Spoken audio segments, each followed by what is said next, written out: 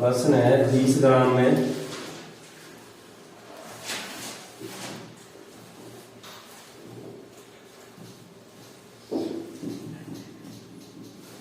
CH3OH, 20 ग्राम में CH3OH के कितने मोल होंगे?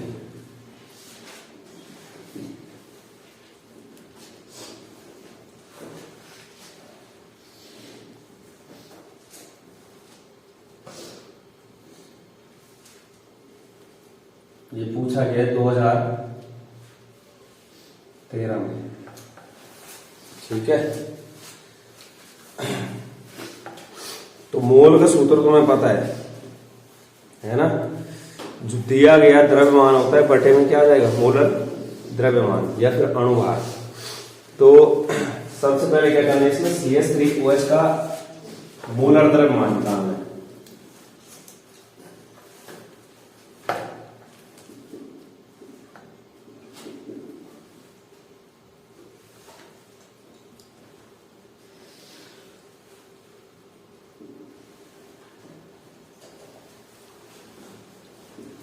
तो एक कार्बन CH3OH है, एक कार्बन में कितना होता है?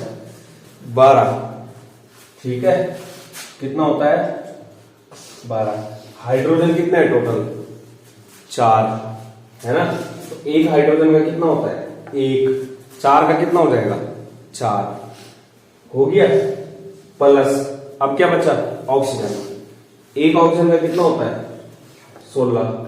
टोटल आएगा 12 और 4 16, 16 और 16 32 ग्राम पर मोल।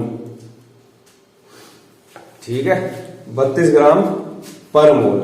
अब CH3OH के 20 ग्राम मात्रा में क्या निकालने? मोल निकालने। ठीक है, तो 20 ग्राम में, इसलिए 20 ग्राम मात्रा में CH3OH के मोल क्या आ जाएगा? CH3OH का दिया गया द्रव्यमान बटे CH3OH का मोलर द्रव्यमान या फिर अणुभार। मोलर द्रव्यमान। तो N बराबर CH3OH का दिया गया द्रव्यमान कितना है? 20 ग्राम दे रखी है मात्रा, दे रखे है ना 20 ग्राम। और हमने CH3OH का मोलर द्रव्यमान निकाला है कितना? 32 ग्राम प्रति मोल। ग्राम से ग्राम कैंसिल हो जाएगा, मोल कहां चला जाएगा? ऊपर। तो ये आ जाएगा 20 बटे 32 मोल। अब ये कटेगा, 4 काटो, 4 बन जाए 20, 4 8 32। ठीक है, आगे जाओगे 0.8 छक्का 48, 2 बार ही जाएगा, 8 दूनी 16। ये आएगा 0.625 मोल। 0.625 मोल। इस तरीके से करना है ये। और ये कब पूछ रखा है? 2013 में। तो अगला क्वेश्चन है 7.45 ग्राम KCl को 100 ग्राम जल में घोला जाता है, तो बिलियन में KCl का मोल प्रभाव ज्ञात कीजिए। मोल अंश ज्ञात करना है, मोल फ्रैक्शन, कि उस बिलियन में जो है तुम्हारा कितना KCl का मोल का भाग उपस्थित है। तो तुम्हें पता होना चाहिए, पहले तुम्हें क्या निकालना पड़ेगा? यहां पर KCl के मोल की संख्या निकालनी पड़ेगी, उसके बाद जल के मोल निकालने पड़ेंगे। तो सबसे पहले क्या दिया गया यहां पर?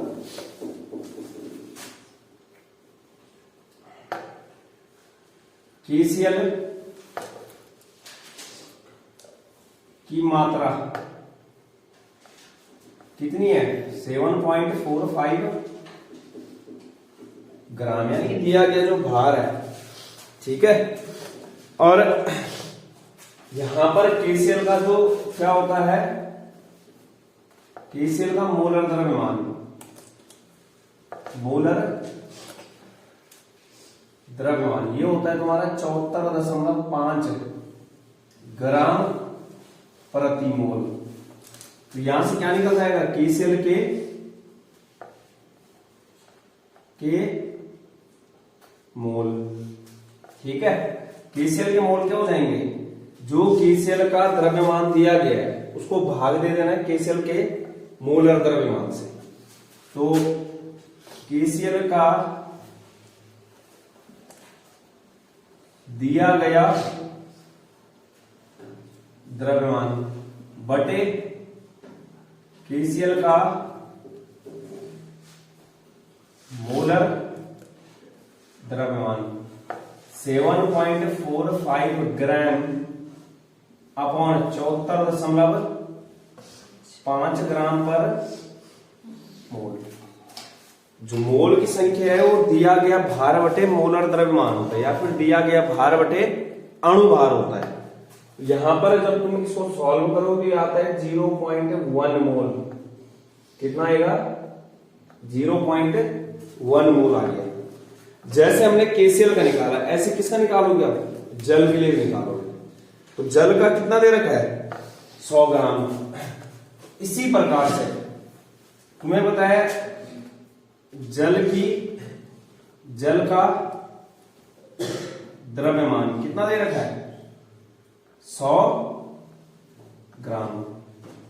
जल के मोल के लिए,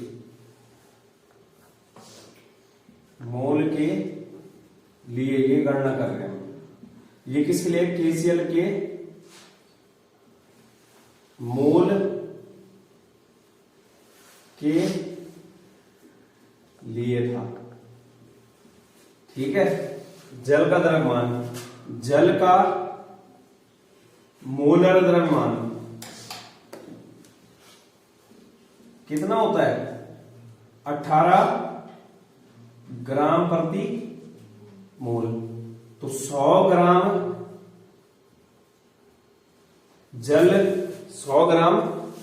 जल के मोल, 100 ग्राम जल के मोल कितना आ जाएगा, जो जल का क्या है तुम्हारा दिया गया द्रव्यमान है उसको भाग दे देना है उसके मोलर द्रव्यमान से। किससे भाग देना है, मोलर द्रव्यमान से। तो यहां पर जो जल का द्रव्यमान है, जल का द्रव्यमान बटे जल का मोलर द्रव्यमान कितना है, जल का द्रव्यमान 100 ग्राम, और जो मोलर द्रव्यमान है 100 ग्राम प्रति मोल। ठीक है, 18 का भाग किसमें हो गए, 100 में। 18 पंजे 90, कितना बचा 10। फिर पॉइंट लगेगा, फिर से क्या हो जाएगा 18 पंजे 90, मतलब 5.55 जाता रहेगा। तो उसको क्या मान लो, 5.56 मोल मान लो सीधे। ठीक है, आगे तक जाता रहेगा 5.56 मोल, इतना आ गया। अब तुम्हें पता है कि जो तुम्हारा क्या होता है, मोल अंश होता है।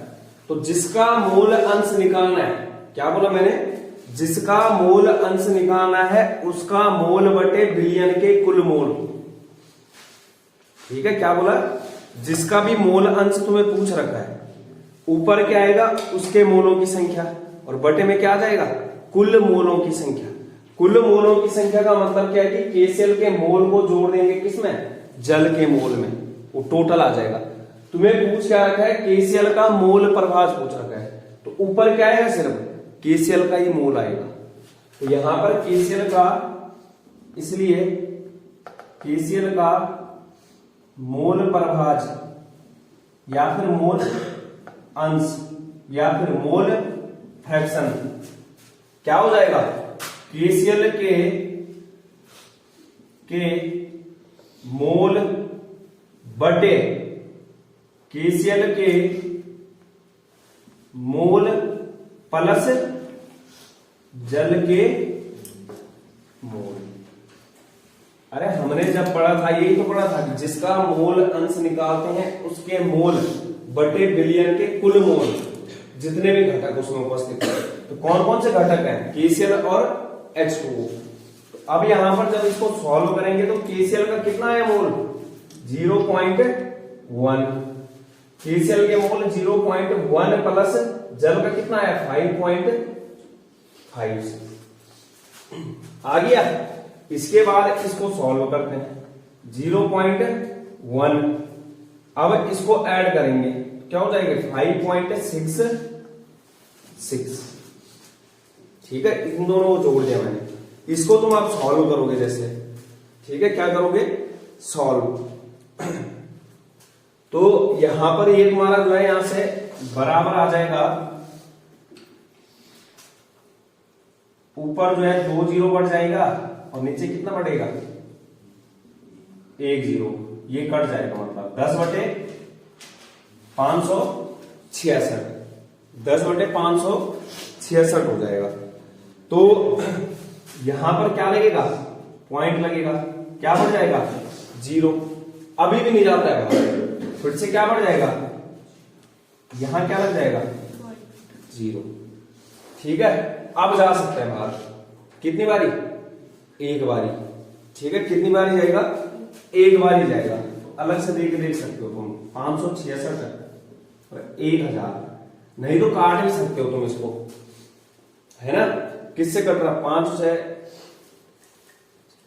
11, 11 से किसी से कट रहा? 2 से कट रहा होगा, है ना? तो 500, 2, 16, 8, 283, है ना? अब 283 का दे सकते हो तुम भाग। तो 283 का जब दोगे किसमें? 500 में, तो 283 कम 283, 10 में से 3 गया 7, वापस फिर 9 में से 8 गया 1, कितना बचा? 217। फिर से क्या होगा? जाता नहीं है भाग, तो ये पॉइंट लग जाएगा। ठीक है, पॉइंट तो खैर पहले से ये 0 बढ़ जाएगा, मतलब, है ना? तो 0 बढ़ेगा तो कितनी बारी जाएगा? 8 बारी जाना चाहिए।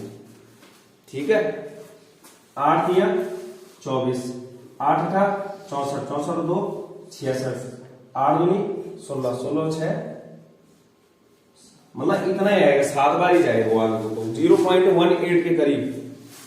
ठीक है, 0.018 आ गया इसका आंसर, 0.018। ठीक है, 0.018। इस तरीके से इसको सॉल्व करना होता है, और यूनिट कुछ नहीं लिखनी है इसकी। ठीक है, तो अगला प्रश्न भी क्या है? 2013 में पूछा गया है। ठीक है, 2013 में 9 ग्राम ग्लूकोज को 100 ग्राम जल में घोलने पर हिमांक में 0.93 डिग्री सेंटीग्रेड की कमी होती है। तो जल के मोलल अवनमन स्थिरांक यानी कि KF का मान की गणना कीजिए। तो तुम्हें यहां पर हिमांक में अवनमन वाला सूत्र याद होना चाहिए। हिमांक है अवनमन का जो सूत्र होता है डेल्टा TF समानुपाती किसके था? मोल लवणता के था। तो बराबर क्या होता? KF into small m। Small m बराबर क्या था हमारे पास? मोल लवणता। Small W upon small m, 1000 upon capital W। इस मान को जब हम इसमें रख रहे थे तो डेल्टा TF बराबर क्या था? KF गुणा गया, KF गुणा गया small W upon small m into 1000 upon capital W। तो हमें निकालना क्या है यहां पर? KF निकालना है ये। ठीक है, बाकी चीजें दे रखी है वहां पर, जैसे स्मॉल W। स्मॉल W क्या है? विलेय का द्रव्यमान है।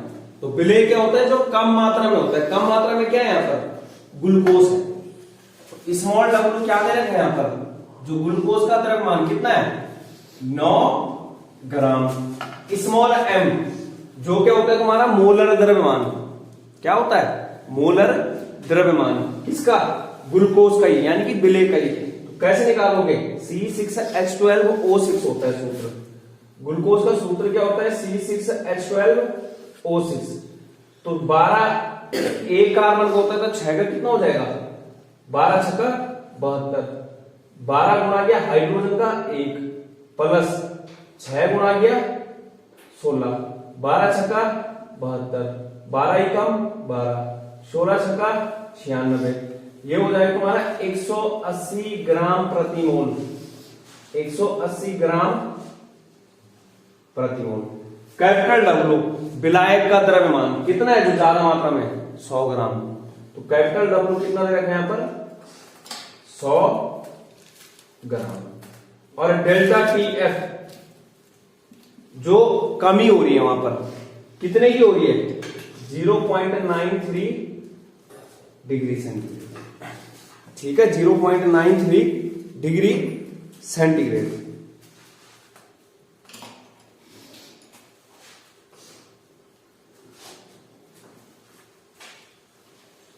ठीक है, इस तरीके से इसको करना है।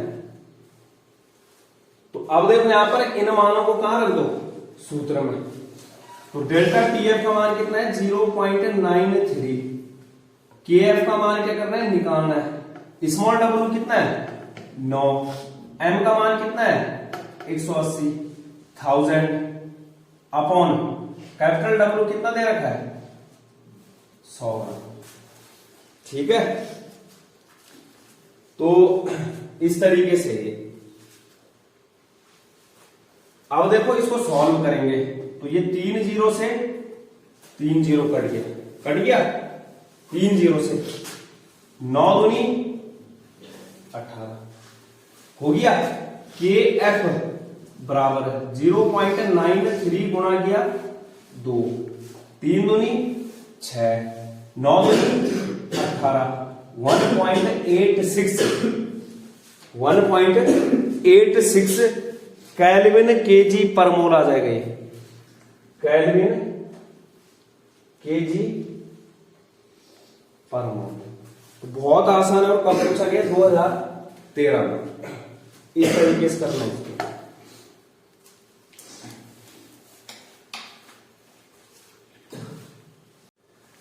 तो अगला प्रश्न देखो, एक मोलर H2SO4 और एक नॉर्मल H2SO4 में से कौन ज्यादा सांद्र है और क्यों?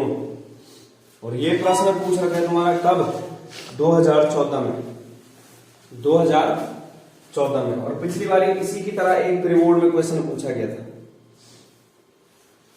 ठीक है, 2014 में। इसको ध्यान से देखना। एक मोलर विलयन, एक मोलर विलयन का मतलब क्या होता है कि एक मोल घुला हुआ है कितने में? 1 लीटर आयतन में। ठीक है, एक मोल किसमें घुला है? 1 लीटर। तो मतलब ये क्या है एक्चुअल में? ये मोलरता दे रखी है और ये क्या दे रखा है? नॉर्मलता दे रखा है।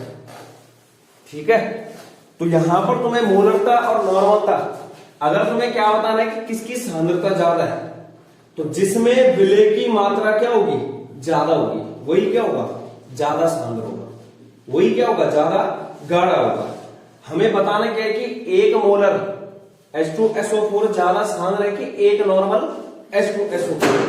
ये मोलरता दे रखी है और ये नॉर्मलता दे रखी है। तो तुमने सूत्र लगाने हैं। ठीक है, तुमने क्या करना है? सूत्र लगाना है। तो पहला जैसे क्या है? मोलरता है। मोलरता, तो मोलरता कैपिटल M बराबर क्या होता है? N अपॉन V होता है। N upon V। यहां से जब तुम इसको पूरा सॉल्व करते हो तो M बराबर क्या आ जाता है? Small w upon small m into 1 upon V। यानी कि हमें यहां पर निकालना क्या है? पहले इस W का मान निकालना है। ठीक है, किसका मान निकालना है? इस W का मान निकालना है। तो यहां पर मान आसानी से निकल सकता है।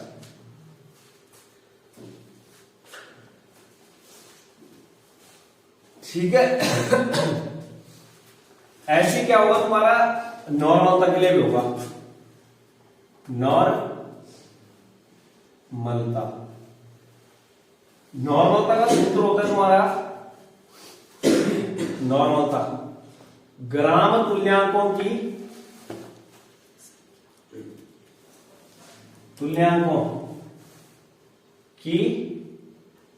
संख्या, और बटे में क्या आता है, आयतन किसका, बिलियन का, बिलियन का आयतन।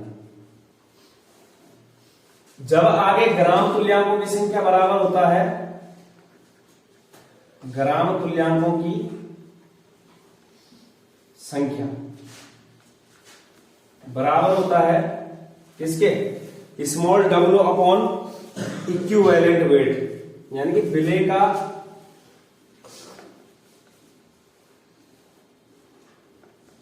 द्रव्यमान, क्या, स्मॉल w, और इक्विवेलेंट वेट मतलब तुल्यांकी भार, तुल्यांकी भार, ई से डिनोट कर लो इक्विवेलेंट वेट। तो यहां पर रखोगे जब तुम, तो नॉर्मल तो बराबर क्या आ जाएगा, small w upon equivalent weight गुणा गया 1 अपॉन v, किसमें, लीटर में, ठीक है, किसमें, लीटर में। अब यहां पर इक्विवेलेंट वेट का सूत्र होता है, इक्विवेलेंट वेट यानी कि तुल्यांकी भार का, तो वो होता है तुम्हारा मोलर द्रव्यमान, मोलर द्रव्यमान बटे, मोलर द्रव्यमान बटे n कारक आता है, ठीक है, क्या आता है, n कारक। लेकिन n कारक में भी यहां पर क्या देखेंगे, क्षारकता, बेसिसिटी बोलते हैं। अम्ल के लिए क्षारकता देखी जाती है और क्षार के लिए अम्लीयता देखी जाती है। अब देखो मोलर द्रव्यमान किसका, H2SO4 का, तो वो होता है तुम्हारा 98 ग्राम प्रति मोल। जो H2SO4 का मोलर द्रव्यमान होता है वो कितना होता है, 98 ग्राम प्रति मोल, मतलब हाइड्रोजन का 2 हो गया, ठीक है, ऑक्सीजन का 16 चक्कू 64, 64 और 2 66। तो यहां पर जो तुम्हारा सल्फर का होता है वो कितना होता है, 98 चाहिए ना, 32 के करीब होता है, 16 दूनी 32, ठीक है। तो 66 प्लस 32 कितना होगा, 98, ठीक है। और निकाल के दिखाना है क्या, ये है ना H2SO4, H2SO4 का मोलर द्रव्यमान,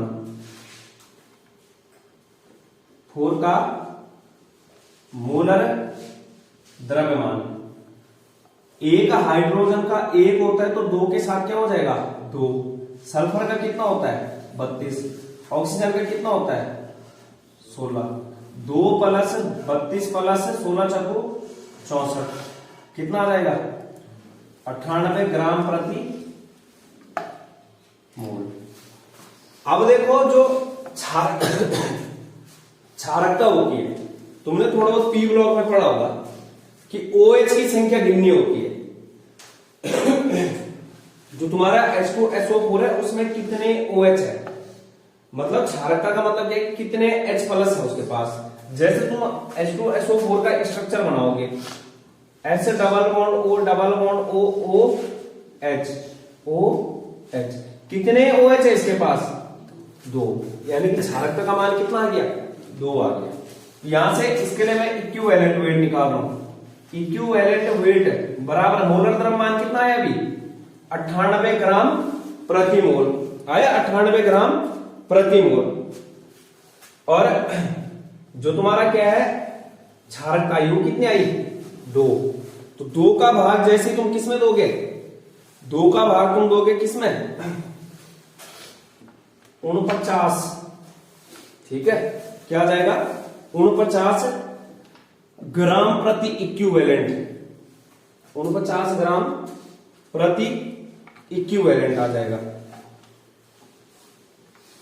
ठीक है। इक्विवेलेंट वेट ग्राम प्रति इक्यू, ये आ गया इसके लिए इक्विवेलेंट वेट। अब देखो यहां पर जैसे इक्विवेलेंट वेट में मिल गया है, इस सूत्र में रखना है, हमें W का मान चाहिए।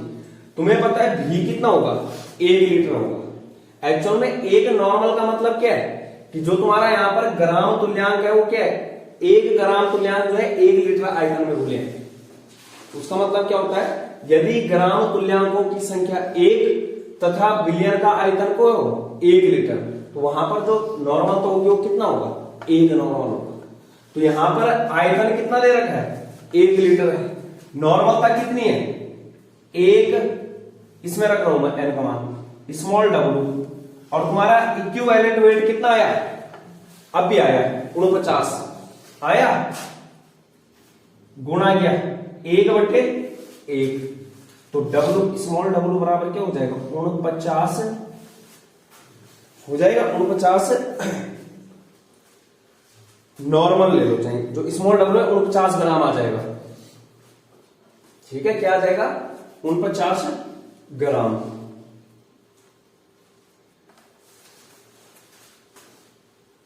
ये आ गया। तो हमने क्या है, नॉर्मलता के हिसाब से स्मॉल w यानी कि विलेय की मात्रा की गणना कर दी।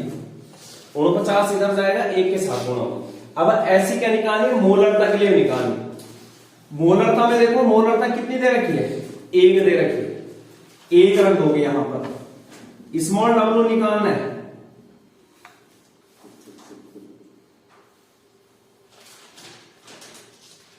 स्मॉल w निकालना है। अब स्मॉल m का मान कितना है, ये जो H2SO4 का मोलर द्रव्यमान है 98 ग्राम प्रति मोल, 98 हुआ, गुणा किया 1/, आयतन कितना है 1 लीटर, बराबर कितना हो जाएगा, W बराबर 98 ग्राम। तो अब तुम खुद ही बताओ, जो तुम्हारा 1 मोलर H2SO4 है उसमें कितना विलेय का द्रव्यमान है, 98 ग्राम। जो तुम्हारा 1 नॉर्मल वाला है उसमें कितना है, 49 ग्राम। तो कौन ज्यादा सांद्र होगा, 1 MH2SO4 का विलयन ज्यादा सांद्र होगा। कारण क्या है, क्योंकि उसमें जो विलेय की मात्रा है वो क्या है, ज्यादा घुली हुई। तो इसलिए 1 मोलर H2SO4 ज्यादा सांद्र होता है।